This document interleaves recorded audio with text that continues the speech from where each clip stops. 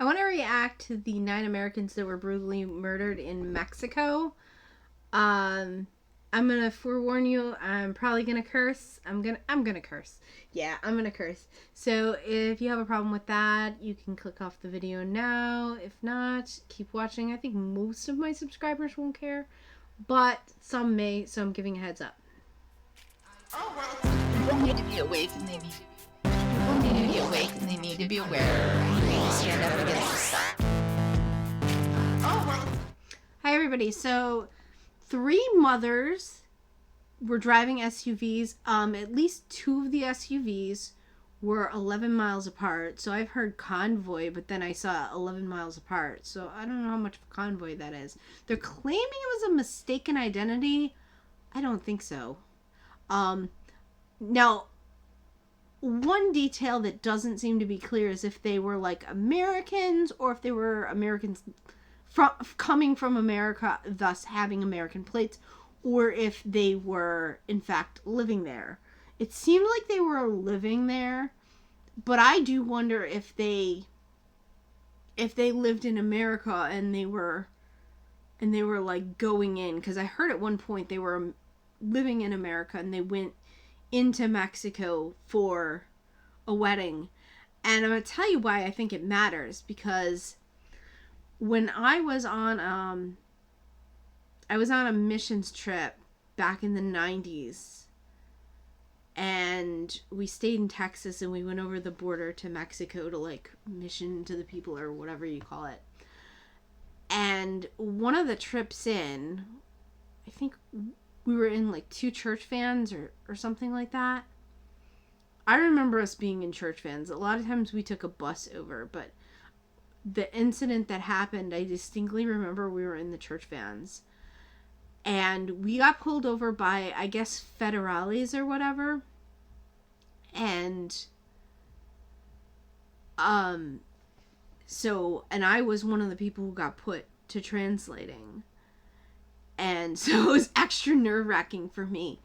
But we had these, like, guys with these big, scary guns asking us all kinds of questions in Spanish, kind of barking at us. I was very scared. Very, very scared. I actually asked a few months back.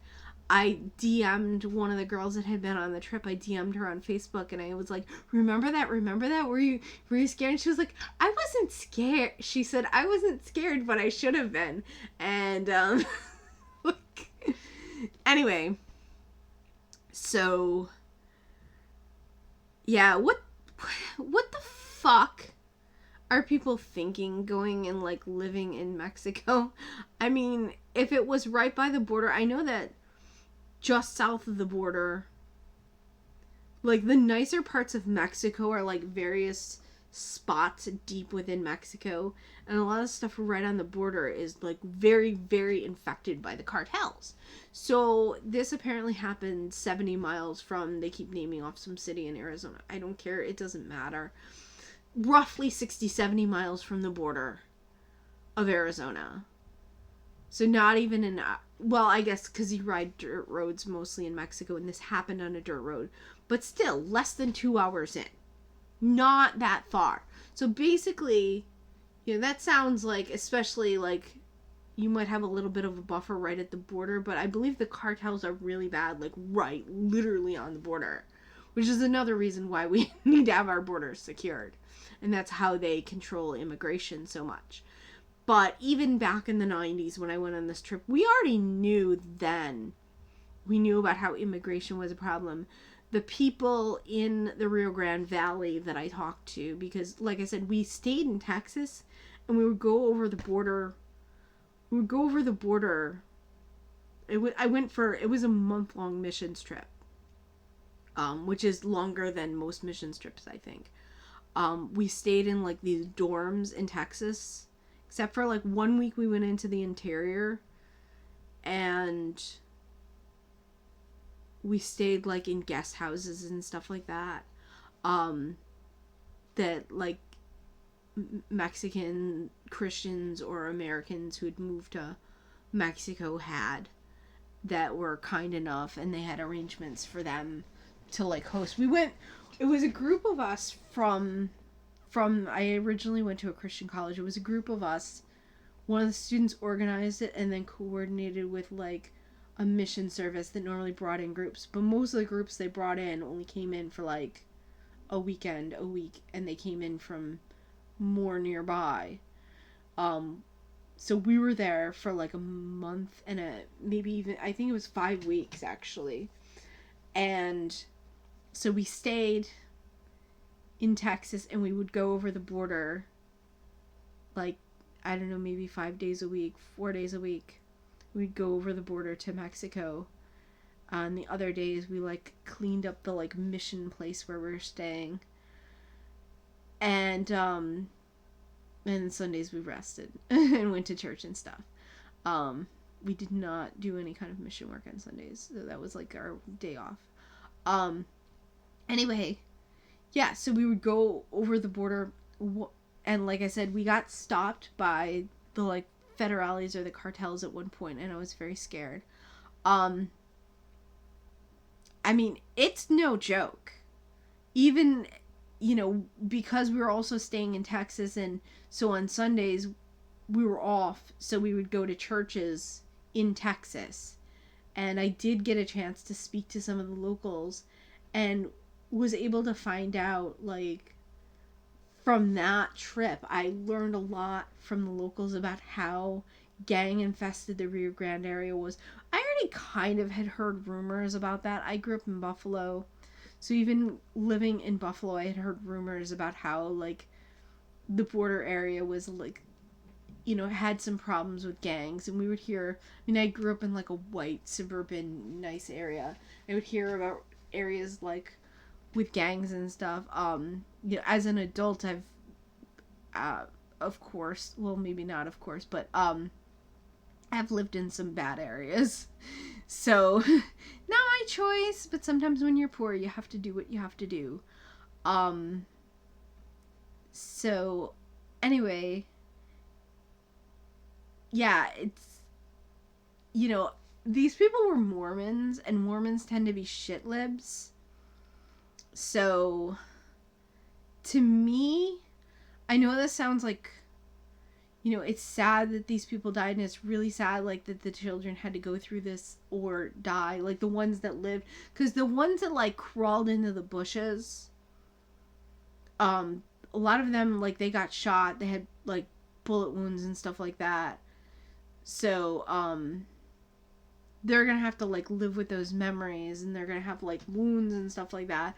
They're gonna have permanent scarring, and, they're going to have lost siblings, and I don't know if these were, like, cousins or friends. It looks like they might have all been distant cousins. But, if they had American plates, that's what I was getting to before my ADHD kicked in and I got deeply distracted. But if they had American plates, I do believe that they might have been messed with for having American plates. That's why I believe, like, when I was there, that we were pulled over. So, yeah. So, yeah, it's really, it's no joke. Like, Mexican cartel infested Mexico is no joke. In the 90s, it wasn't as bad. I'm hearing murmurings now, or I don't know if that's the right word, but I'm hearing rumblings, maybe is a better word. I'm hearing rumblings now that, like, the cartels and the jihadis are starting to get to be in Latin America. And I'm hearing that the cartels and the jihadis are, like, one is training the other, or maybe they're training each other. They're working together. So that's even scarier.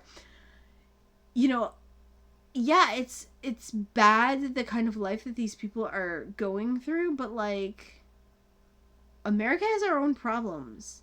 And we don't have room to be sympathetic to the rest of the world because, the people who are generally voting Democrat, a lot of them are, like, shit libs, white shit libs, rich people who don't have real problems, who don't really understand some of the bad shape that our country is in. I mean, instead of worrying about taking on the entire third world and letting everyone come here to escape from their travesties, we've got some big problems in Chicago. We've got big problems in inner city Atlanta. There's some really bad neighborhoods here in New York City that, we need to address that. We need to take care of our own people. Something, they call Ann Coulter all kinds of names, racist, sexist, da-da-da-da-da.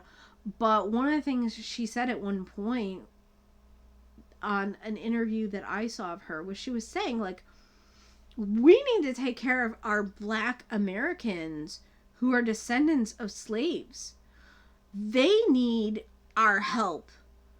Who the hell are these people coming in from the third world? They're no one. We don't, for all the left talks about how much we owe blacks who have descendants who are slaves, and yet they've been waiting their turn for people to give a shit about them all these years. And for what? For us to now care about illegals instead as a country? And furthermore, to put those black people on a back burner? Now, unfortunately, they've also been tricked by the white shit lib left. They've been tricked into actually fighting for the illegals who are hurting them. I mean, like, I've heard Compton has been taken over by illegals.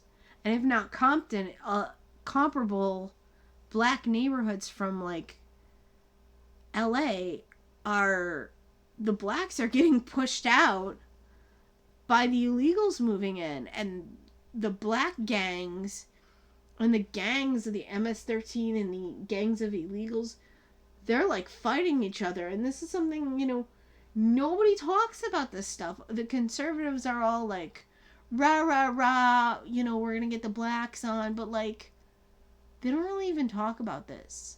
Not, like, Conservative Inc., the, like, establishment conservatives. Randall Taylor talks about this. So he's a black conservative YouTuber who mostly focuses on immigration. And he grew up in LA. He recently moved out, like, within the last year since I've been following him. He moved to, I think, like, suburban Detroit, but, like far enough out that it's mostly white. So I remember he did a video, like, an experiment where he was, like, wearing a Trump hat in the, like, white shit lib grocery store, and he was like, look at these people giving me funny looks because I'm black and I have a Trump hat on. Anyway, I think the bottom line is, stay the fuck out of the third world. Stay the fuck out of the third world. If you were born in America, you need to realize how lucky you are. I'm not saying that they don't have problems there. Of course they do, but we can't fix everybody else's problems. We need to fix our own problems. We need to put the air mask on ourselves before we try to put it on everyone else. And America is hurting. We have a cold civil war going on. We have all kinds of problems in these inner city areas that are not being addressed. That, are not being addressed. We have our own problems. I feel more for the kids that this happened to, but, like, the parents, I almost, and I know people are going to think it's cold, but I want to say, like, play stupid games, win stupid prizes. Like, what the fuck were you doing going into the third world or even living in the third world if indeed that's what they were doing? That's insane. So that's pretty much all I wanted to say. Kind of a rant. I kind of went off topic a little bit. Sorry about that. Thanks for stopping by my channel. I will see you all next time. People need to be awake and they need to be aware. They need to stand up against the stuff. People need to be awake. People need to be awake and they need to be aware. They need to stand up against this stuff. And it's so politically engaged. And it's so politically engaged.